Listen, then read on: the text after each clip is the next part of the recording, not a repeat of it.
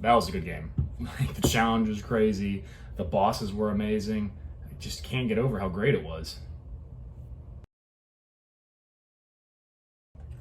They concluded the series really good with that one. Didn't like the fan service as much. It got a little too much near the end, but overall, it was a pretty good experience. The bosses were still great. The music was fantastic. What else we got? Oh, that was a game changer. The speed was a lot better. The mechanics were even better. The world was probably the best world so far. And it was just a fun experience, man. What else do I have to play? I've played Dark Souls 3, and Bloodborne. There's got to be another game out there.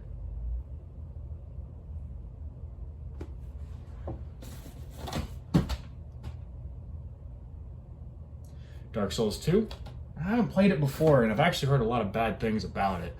But if I keep playing, maybe it'll get better. Maybe the bosses will be fun. Who knows? Let's dive in.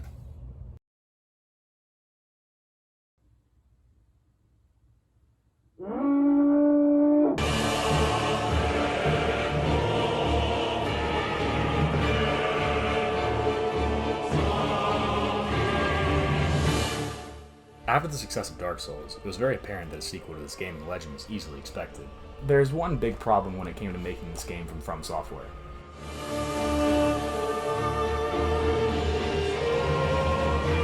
Now, Miyazaki not working on the title is what happens in gaming all the time. Game developers go from being fully involved with their projects to just being a consultant while other parts of the studio work on it. So it's no surprise that Miyazaki decided to try something different, and while he was doing that, made one of the greatest revolutionary titles in the entire series, while the B team worked on Dark Souls 2. Released in 2014, Dark Souls 2 was met with a lot of praise from critics, praising the game for its difficulty and overall design. Now, with critics loving the game so much, I'm sure that fans definitely like it. Oh dear God. It's hard to believe the polarizing nature of this game between fans and critics. While yes, critics versus fans in all mediums has always been a hot-button issue, I was absolutely shocked after I was done with the game and saw it had such a high score on multiple high-end review sites. Now, I know at the beginning of the video, the response I had to this game was a little over-exaggerated. I can't help but say there's a little bit of truth into that. I mean, I wanted to like this game so much as I was playing. I kept making excuses for it. I kept saying the game was going to get better the more I play, the bosses were going to get better the more I play, and the story will get better the deeper I go into the game. And then, it hit me. The game was becoming a chore to play. It just got to the point where I was playing on autopilot. I beat bosses, leveled up, to the point where enemies would go down in 1 or 2 hits, and when it was done, I just felt empty. I can't believe I'm saying this, though. I still can't say that I hate the game. If you take the Dark Souls name out of this game, what we get is a pretty decent Souls-like game with a much higher difficulty curve. It's odd, but there's something I like about it. There's something that I enjoy about it. And it's hard to put into words why. So I'm going to do that in this video. Sit back, relax. We're going into a little bit of a deep dive into Dark Souls 2. And yeah, I know it's Scholar of the First Sin Edition. I did not have a PlayStation 3 when this game came out. So we're doing the Scholar of the First Sin Edition.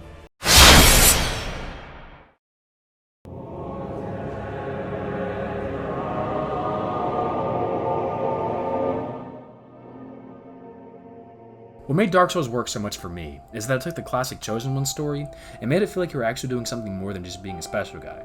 Yes, there was a prophecy, but you weren't the first one trying to do it, and you definitely weren't going to be the last. With Dark Souls 2, they tried doing that again, but they do it so poorly. Unfortunately, there's not that deep of a story going on here, or at least one worth looking for.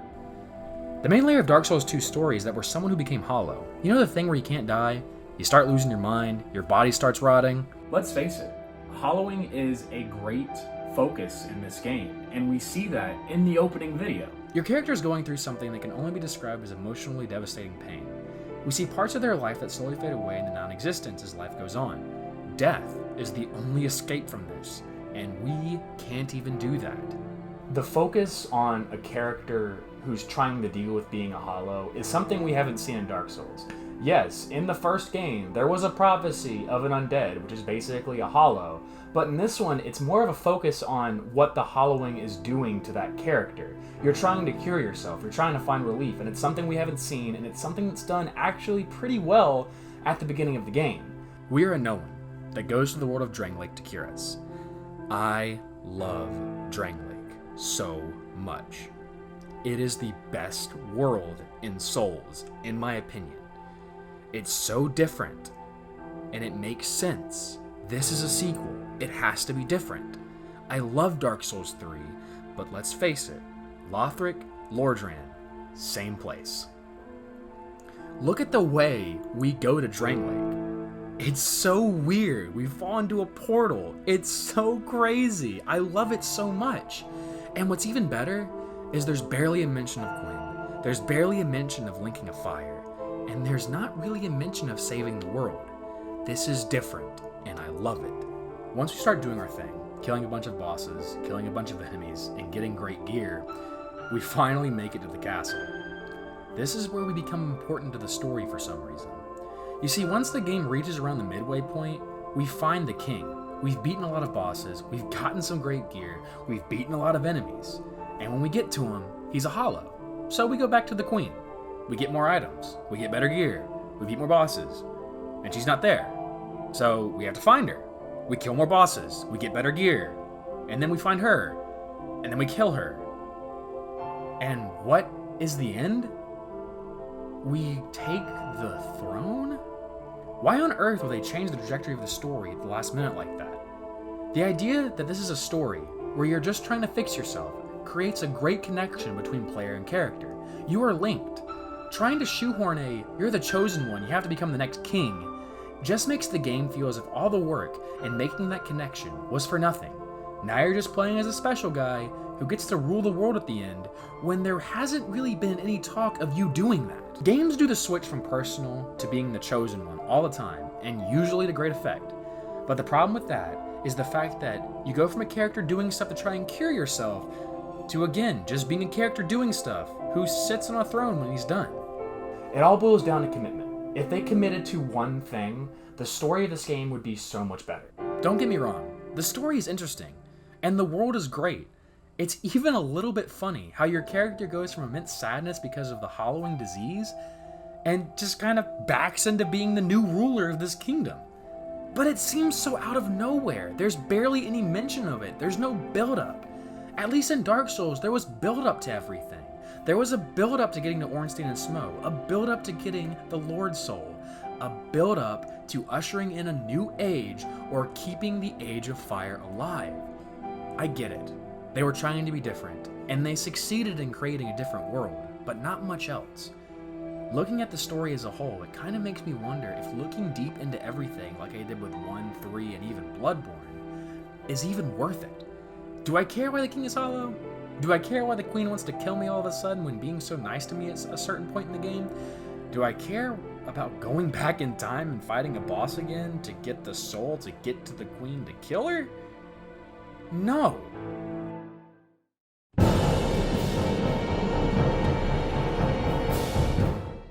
I want to play you one clip from the character creation section of this game. This line of dialogue points out one of the biggest flaws of the game. Oh, I'll fool you no longer. You lose your souls. All of them. Over and over again.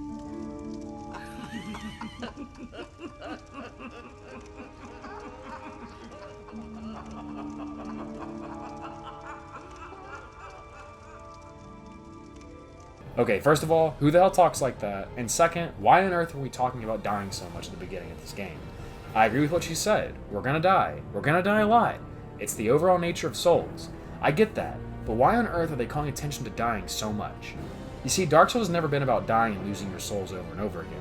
Look at every interview that Miyazaki has done when he's asked about how hard Dark Souls is. That's the issue. Souls has never been about being hard. I still remember when I picked up Souls 2 for the first time. I remember trying to say the game is not hard, it's challenging, the game is not hard, it's challenging, the game is not hard, it's challenging, and eventually I broke and I said the words, fuck, this game is hard.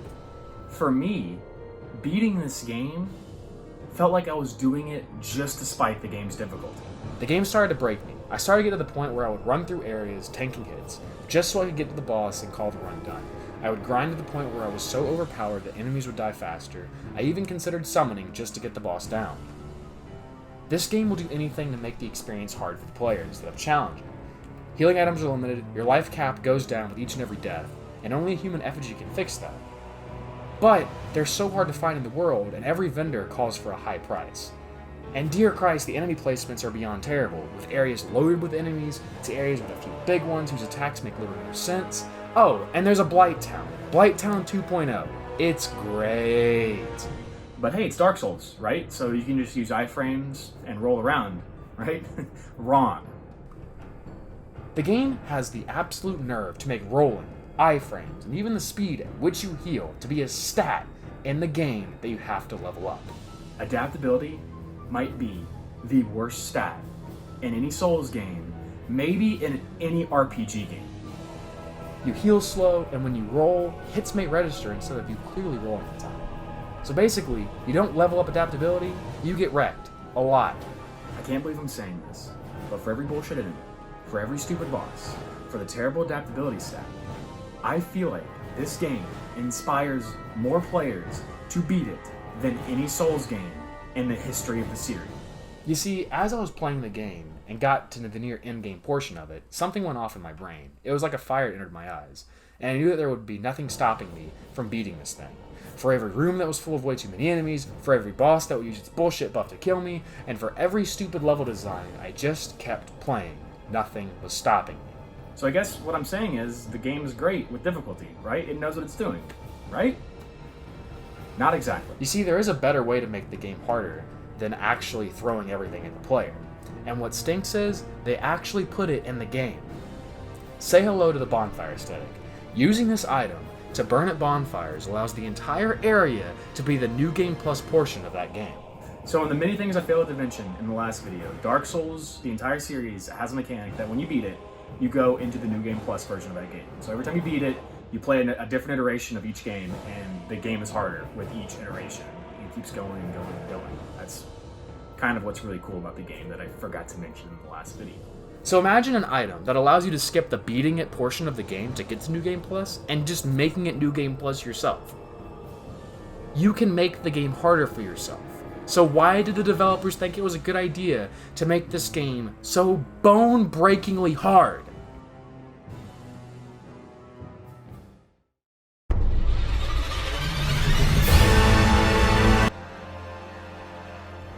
I have played every single Dark Souls game excluding Demon Souls. Please, From Software, make a remaster of this game.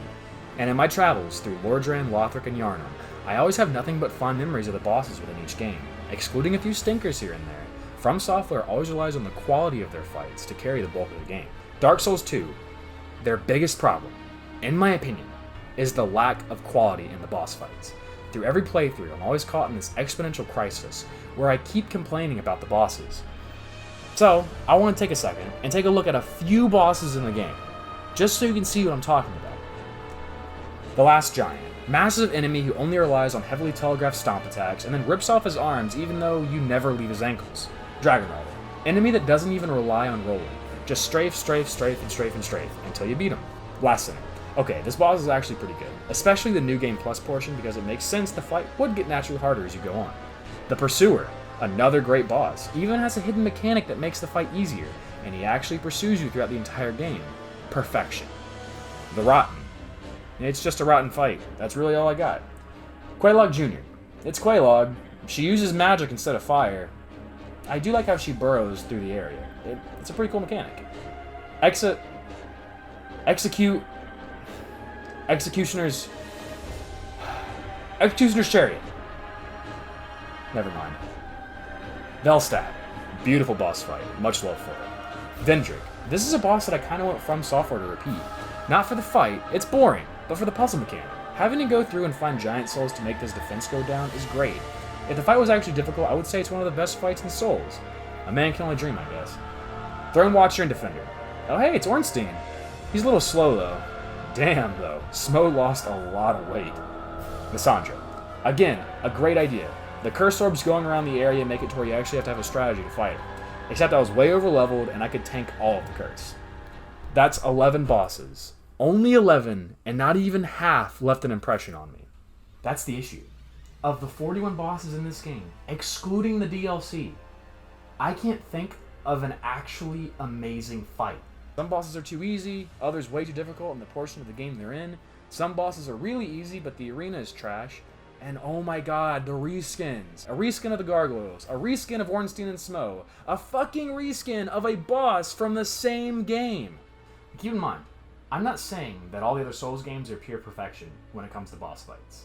There are a few bad ones in it. There's a big difference though. Dark Souls, of the other games besides 2, even with the bad bosses, the quality of the rest of the fights are so amazing that you forget about the bad ones. Reskinning a boss, copy and pasting the same boss to make it harder, or simply just putting a boss in to break up areas to make the game longer is not the point of a Souls boss. The point of a Souls boss, in my opinion, is to either be a challenge for the player to learn from, or a boss that fleshes out the story and makes the world seem bigger than it already is. The Last Giant has a decent story, but it's just a reskin with little to no changes in his attacks. Vendrick has a great mechanic, and even an interesting story of a king who is now hollow, but the fight just has him going and doing the same moves over and over again, and every other boss, in my opinion, just feels like they are simply there to get in our way, and that's it.